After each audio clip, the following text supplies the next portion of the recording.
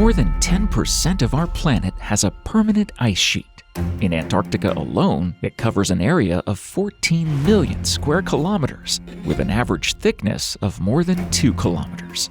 And this is not just water. It's like a real archive that has been collected for thousands of years, holding in its depths the stories of the distant past.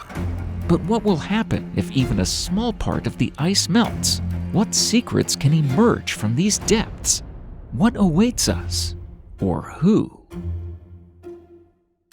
Yes, ice holds secrets that we did not even think of. And today you will learn about the most amazing finds in ice that have already turned upside down our understanding of the Earth's past.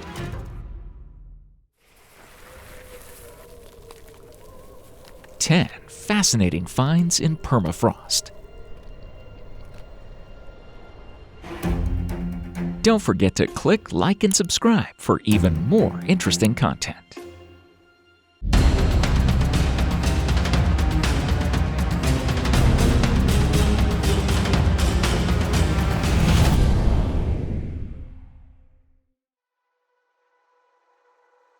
We're heading here. No, this isn't where The Lord of the Rings was filmed, though it does look similar. This is the Altai Republic in Russia, at the heart of Siberia. The natural beauty of this region is breathtaking, no doubt. But don't get too mesmerized. We wouldn't recommend getting lost here. The Republic is the size of Portugal or the state of Maine in the USA. But here, there's only one single city. The rest are settlements scattered amidst endless, dense forests and mountains. This is also a land of legends and mystical secrets. One such secret was uncovered here in 1993. It would later be called one of the most significant archaeological discoveries of the 20th century. It was also given a name, or rather names, the Siberian Ice Maiden, or the Princess of Ukok. But that came later. Initially, it was just the mummified body of an unknown ancient woman discovered in a kurgan, a man-made burial mound on the Ukok Plateau. Locals refer to this place as the second layer of heaven, as if it were a step above ordinary people with their ordinary lives. Archaeologists quickly realized that there was nothing ordinary here. The woman was laid to rest in a coffin carved from a single large tree trunk, 2.5 meters long, 8 feet long. No, she wasn't a giant. It's just that her 1-meter headdress required such an impressive sarcophagus. And that's where the amazing discoveries just began. This wasn't just a grave. It was a whole sarcophagus meticulously constructed from logs. The effort ancient people put into sending this woman on her final journey is reminiscent of the tombs of Egyptian pharaohs. The coffin was decorated with leather appliques depicting deer figures. Next to the coffin stood 2 wooden table trays, where ancient people had placed food and drink for the afterlife. On the tables were horse meat and mutton. In a wooden vessel with a carved handle and a stirrer, they found remnants of a dairy product, possibly something like yogurt. There was also a horn bowl with traces of an unknown drink. The body itself lay on its side, with the legs slightly drawn up. The mummy was dressed in a white silk blouse, a burgundy wool skirt, felt stockings, and a fur coat. What was considered a massive headdress was also the deceased's hairstyle, made from wool, felt, and her own hair. Her hands bore vibrant tattoos, as though they had been inked yesterday. The permafrost perfectly preserved them along with her skin. The tattooed fantastical creatures were astonishingly realistic and detailed. One image showed a creature resembling a deer with the beak of a griffin and flower-shaped antlers. And now, get ready to hear something shocking. 6 horses, fully equipped with saddles and harnesses, were buried alongside this woman. It's believed they were sacrificed and prepared to accompany this mysterious woman so she wouldn't have to travel to the afterlife on foot. Here's what it might have looked like 2,500 years ago. Of course, it's obvious that not everyone in the region received such an elaborate burial. Otherwise, horses might not have survived to this day as a species. The wealth of this burial strongly suggests that the woman was at least a priestess, if not a ruler, perhaps something akin to a princess. What we do know is that the Ice Maiden was a representative of the Paziric culture, a group of Iron Age nomads who thrived in the Siberian steppes between the 6th and 2nd centuries BC. The Pazirics were pastoralists who bred horses, sheep, and cattle, and hunted extensively. They had connections with cultures from China, Persia, and other steppe peoples. Dendrochronologists analyzed samples from the logs of her tomb. Scientists also studied the organic matter from the horses' stomachs. It was determined that the Princess of Ukok was buried in the spring, likely in the 5th century BC. Further research revealed that she died relatively young, between 25 and 28 years old, but no more than 30. What happened to her? This remained a mystery for a long time until researchers decided to examine the mummy using MRI. The results showed a definitive diagnosis. The princess suffered from an advanced stage of breast cancer. The cancer had metastasized throughout her body, even reaching her bones. This had long been suspected, as her weight was only about 45 kilograms at the time of death, despite her decent height of 165 to 170 centimeters. However, something didn't quite add up. Her body also had numerous fractures and dislocations. She had clearly fallen from a great height. We'll never know what exactly happened, but it's certain that the Princess of Ukok was living out her final days when she passed. Interestingly, the mummy was so remarkably preserved thanks to tomb raiders who looted such burial mounds. At some point, a more recent burial mound was made on top of the princess's tomb. This upper grave contained warriors and all sorts of intriguing artifacts. However, scientists found clear signs of vandalism in this later upper tomb. While pillaging the upper burial, looters unknowingly damaged the wooden structure above the princess's chamber, allowing meltwater to seep in. The water filled the tomb, the coffin, and the burial chamber, froze, and never thawed for over 2,400 years. Some prehistoric Lara Croft inadvertently turned the tomb into a frozen time capsule. Such a sad but fascinating story. But there's far more to it. Scientists compared the DNA of the Ice Maiden with that of modern Altai inhabitants and found significant differences. This led some archaeologists to hypothesize that the woman was of European descent. Forensic experts reconstructed her likely appearance. And here's the version by Italian artist Laura Livy. Let us know in the comments which version you trust more. In any case, as Natalia Polazmik, the excavation's lead archaeologist, aptly said, this mummy holds answers to questions we aren't even able to ask yet. Oh, if only we could bring this princess back to life and ask her ourselves. But then again, considering how such stories tend to end in Hollywood movies, perhaps it's best not to. Still, there was one case when scientists attempted to bring back someone who had been preserved in the permafrost for thousands of years. Let's find out what happened. We'll now head to Yakutia in the north of Russia, where something that shocked the scientific world was discovered in 2010. On the shores of the Laptev Sea, near the village of Yuka in Russia's Yakutia region, local mammoth ivory hunters discovered something unusual in the permafrost. At first glance, it resembled a ledge protruding about 4 meters above the beach, nestled in a 5-meter cliff. It didn't take long to realize what this ledge actually was: a remarkably well-preserved body of a woolly mammoth calf. Now, you might think that scientists from all over the world immediately flocked to retrieve and study it. But no, the body lay right where it was found, for another 2 years. Not because no one cared, but because it's incredibly hard to extract such a find without damaging anything. So the team prepared meticulously, not really worrying about what would happen with the carcass.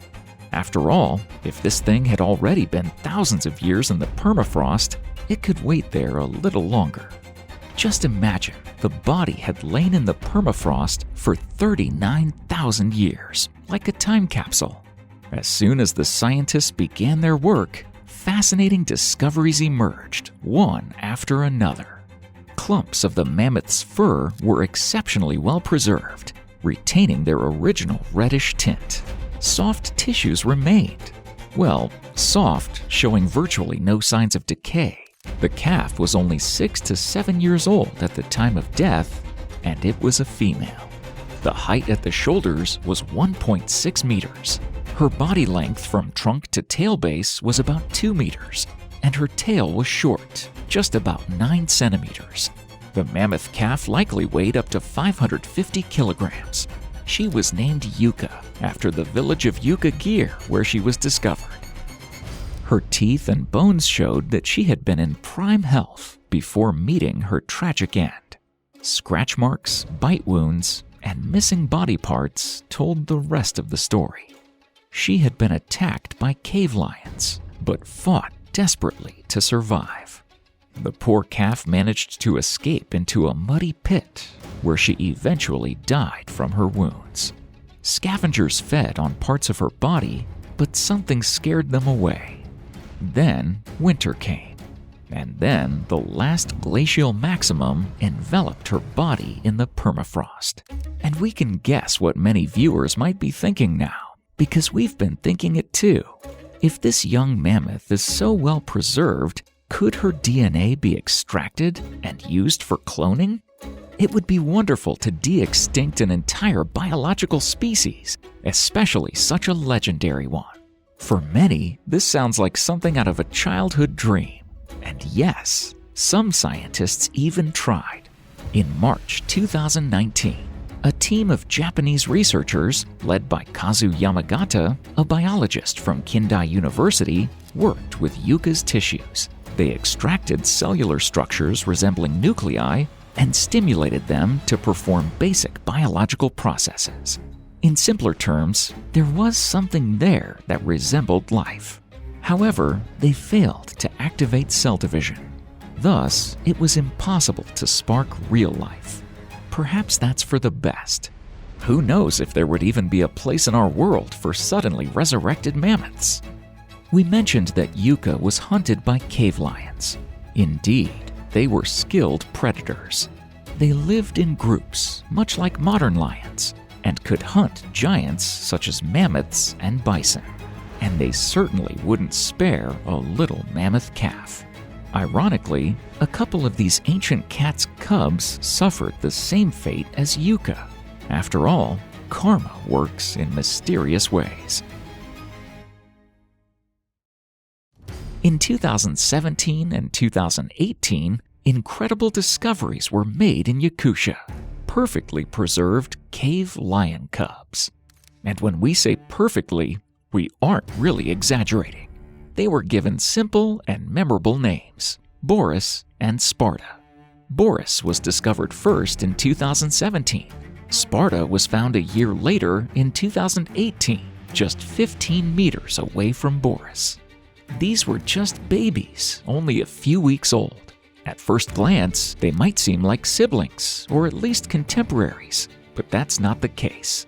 Boris's remains were about 43,000 years old, while Sparta was about 15,000 years younger, about 28,000 years old.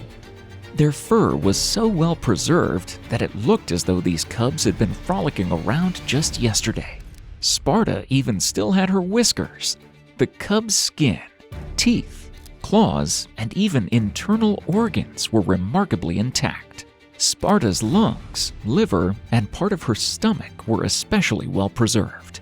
The stomach contents revealed that the cubs died in the absence of any food sources. Genetic material extracted from their soft tissues confirmed they belonged to the species Panthera spilei. These lions were closely related to modern lions, but better adapted to glacial conditions. They had thicker fur, shorter tails, and smaller ears. They were also larger than today's lions.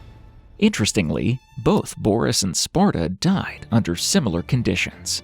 It's believed that both cubs were caught in a landslide or trapped in a natural enclosure, possibly a cave where their parents had made dens.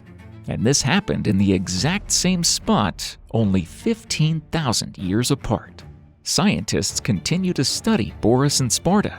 They hope to sequence the full genome of Sparta, the most well-preserved cub. Then, cloning would really be just one step away. Now we'll move on to the next amazing discovery. But first, you need to brace yourselves, psychologically. No, there's no horror involved, but what you're about to learn in the next couple of minutes is something you should never, under any circumstances, try to replicate. It's incredibly dangerous. While it's unlikely you'll ever have such an option, we still feel the need to warn you. Now, let's get to it. From Russia, we now travel to the United States.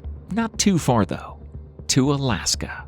Near the city of Fairbanks in 1979, gold miners stumbled upon one of the strangest and most astonishing finds: the frozen carcass of a steppe bison that had stayed in the permafrost for approximately 36,000 years.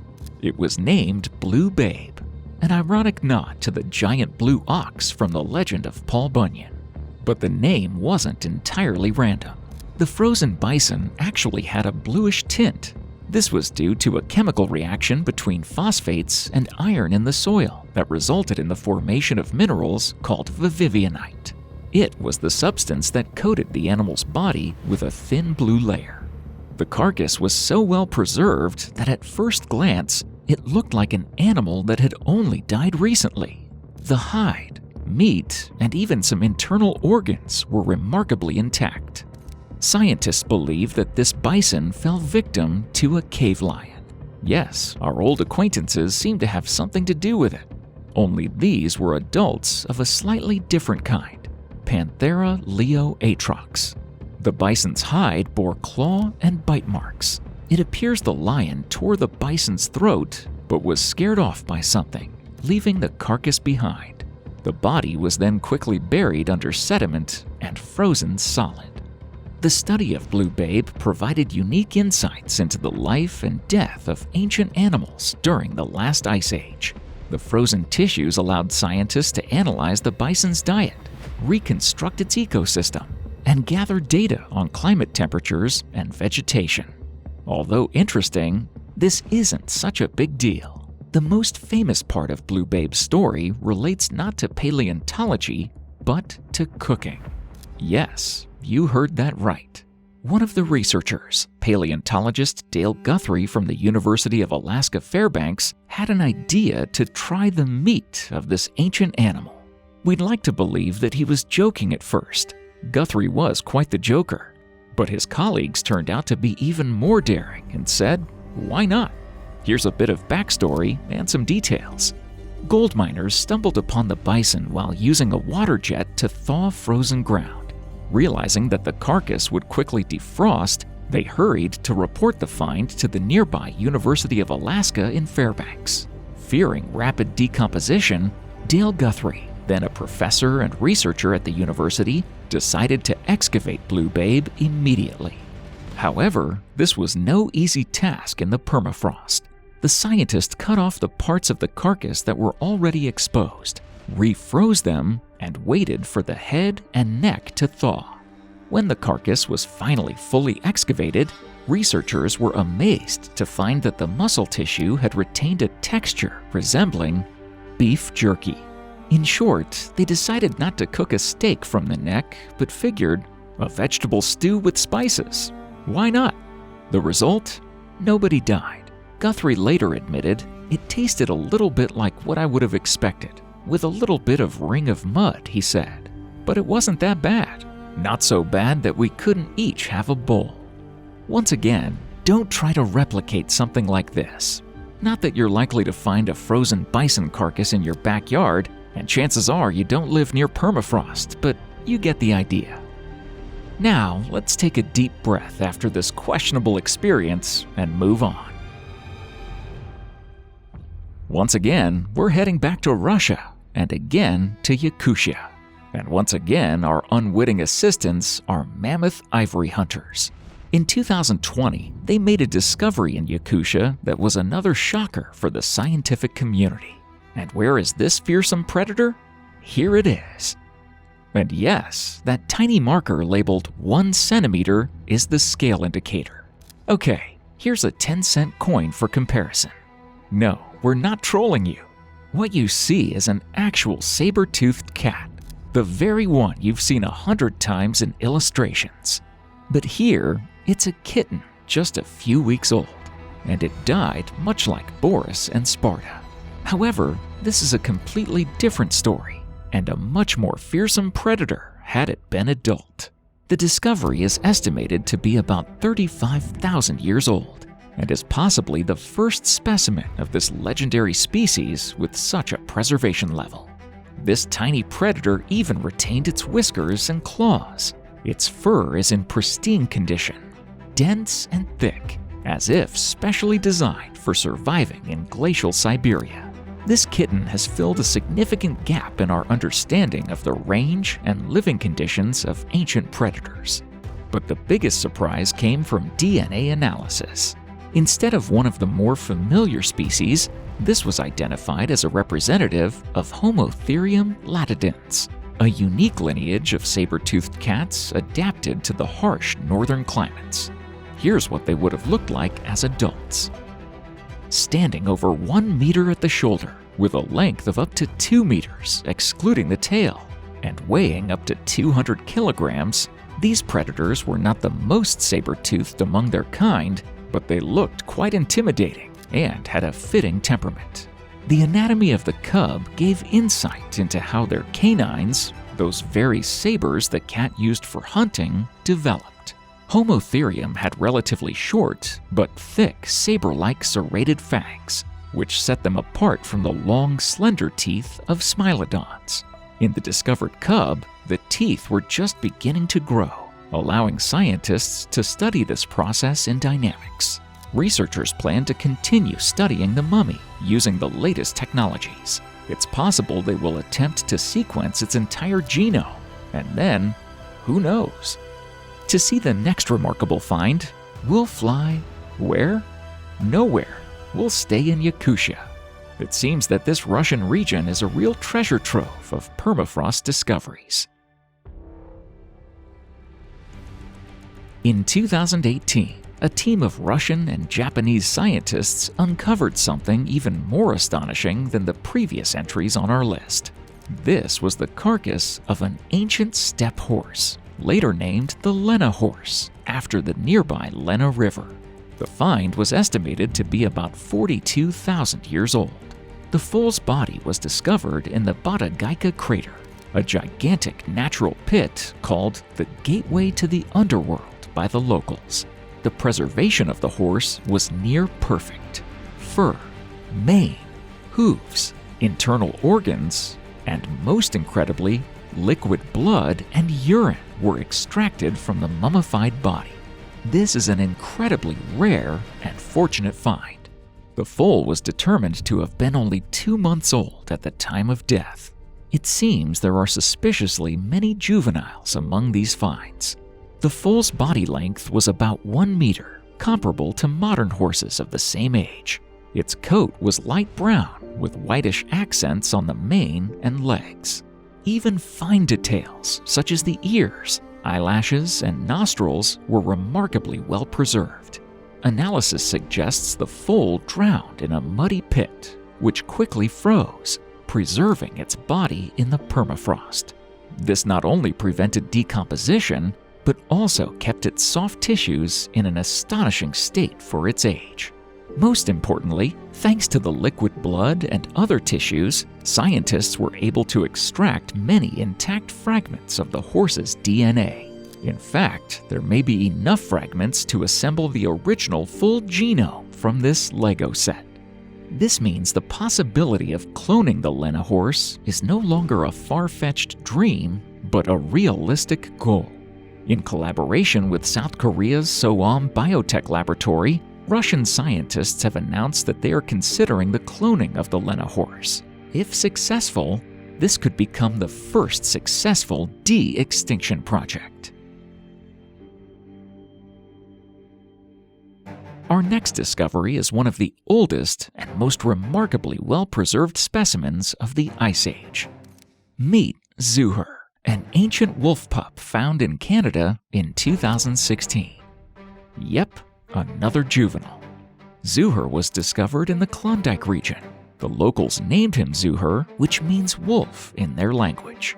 Zuher's body is almost perfectly preserved. This pup lived only 6 to 8 weeks before tragedy struck, trapping him in an icy grave that preserved him for 57,000 years. His eyes, nose, fur, and claws appear as though he fell into an eternal sleep just yesterday. But that's far from the only reason why this find is so significant. Zuher provided scientists with a unique opportunity to learn more about the lives of ancient wolves and their environmental conditions during the Ice Age. His well-preserved fur and teeth allowed researchers to analyze his diet. Surprisingly, it was found that Zuher primarily ate fish. This was quite an unexpected discovery. No, it's not as strange as if he had been herbivorous, but still unusual. The condition of its tissues suggests it had a quick death. Most likely, the animal died due to a riverbank collapse or landslide, which buried him under layers of sediment that quickly froze. A classic permafrost preservation story. The ancient species Zuher belonged to was likely an ancestor of modern gray wolves. They hunted in packs, but could also lead solitary lives. DNA analysis confirmed that Zuher belonged to an ancient wolf lineage that no longer exists, but contributed to the genetic material of modern wolf populations. Zuher's discovery has opened new avenues for research. His genetic material can be used to study the evolution of ancient predators, and may even contribute to ambitious projects like cloning. For now, Zuher remains one of the best preserved examples of ancient Ice Age life. We've finally arrived at something you may not have expected. Until now, we've discussed attempts to revive some animals frozen for thousands of years, although only through cloning. But what about the actual resurrection from the frozen? In 2018, Russian scientists, in collaboration with researchers from Princeton University, made a startling discovery.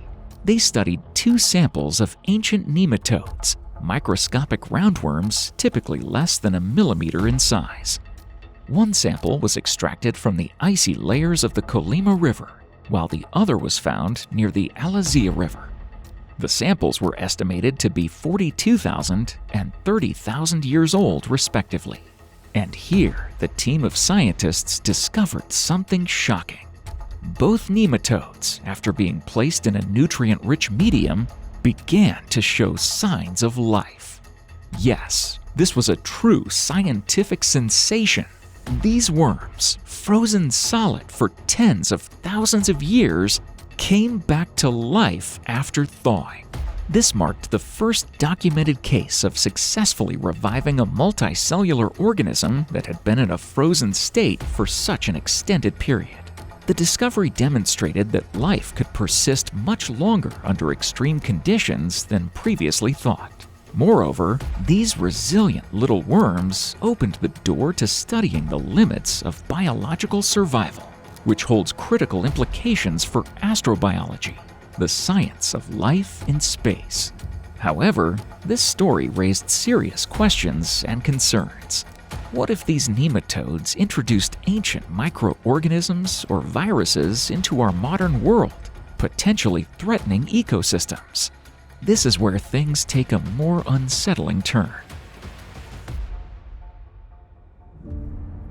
In 2014, French scientists discovered an ancient virus buried in Siberian permafrost. They named it Pithovirus sibericum, and it was dated to be around 30,000 years old. What made this virus particularly remarkable was its size. It's one of the largest viruses ever identified. So large, it can be seen under a microscope without complex techniques. Measuring about 1.5 micrometers, it's even larger than many bacteria. For comparison, the diameter of a human hair is about 70 micrometers. The pithovirus turned out to be really unique. First, unlike most viruses, which have compact genomes, the pithovirus contains many unnecessary or non-coding DNA fragments, or junk DNA, if you will. However, dismissing these as irrelevant might be misleading, as it downplays potential threats. Second, it turns out pithovirus specializes in infecting amoebas. Using special instruments, scientists reactivated the pithovirus. We know it sounds ominous, no matter what scientists say about laboratory safety. When placed in a nutrient medium with amoebas, the virus successfully infected and replicated within them. This experiment demonstrated that ancient pathogens could remain infectious even after tens of thousands of years. While human cells are of no interest to the pithovirus, its resurrection is unsettling. The mere fact that this virus could be revived after tens of thousands of years has made scientists ponder what else might be hidden in the permafrost. The pithovirus served as a chilling reminder that permafrost can act not only as a preserver of animals, but as a time capsule for ancient pathogens. In fact, the outbreaks of anthrax in the northern regions of Russia are vivid examples of that. An unusually hot summer of 2016 melted permafrost, exposing the burial sites of livestock that had died from anthrax decades earlier. The anthrax remained active, causing an outbreak that infected dozens of people and killed thousands of reindeer. Although pithovirus turned out to be harmless, its revival reminds us of the potential dangers lurking in permafrost.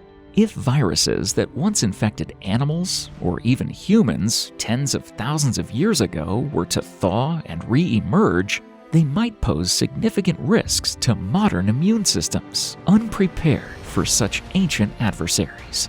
This scenario is akin to encountering an ancient enemy we once had weapons for, but have since forgotten how to make them. And it's almost certain that the pithovirus isn't the only enemy hiding beneath the ice. In 2021, an international research team drilled ice cores on the Tibetan Plateau and made a remarkable discovery: 33 distinct viruses, 28 of which were previously unknown to science. The team used sterile equipment and extremely cautious methods to avoid contaminating the samples. After all, when searching for viruses that are 15,000 years old, it's crucial to ensure they are truly ancient and not modern. The ice samples were collected from 2 locations on the Gulia Glacier at an altitude of over 6,700 meters.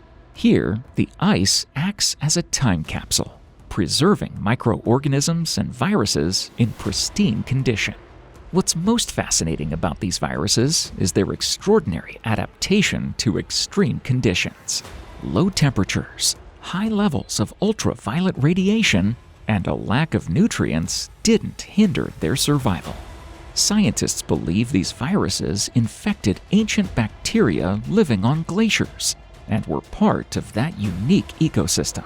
This discovery adds to growing concerns about the melting of glaciers. While these particular viruses pose no threat to humans, who can guarantee that future discoveries will be equally harmless?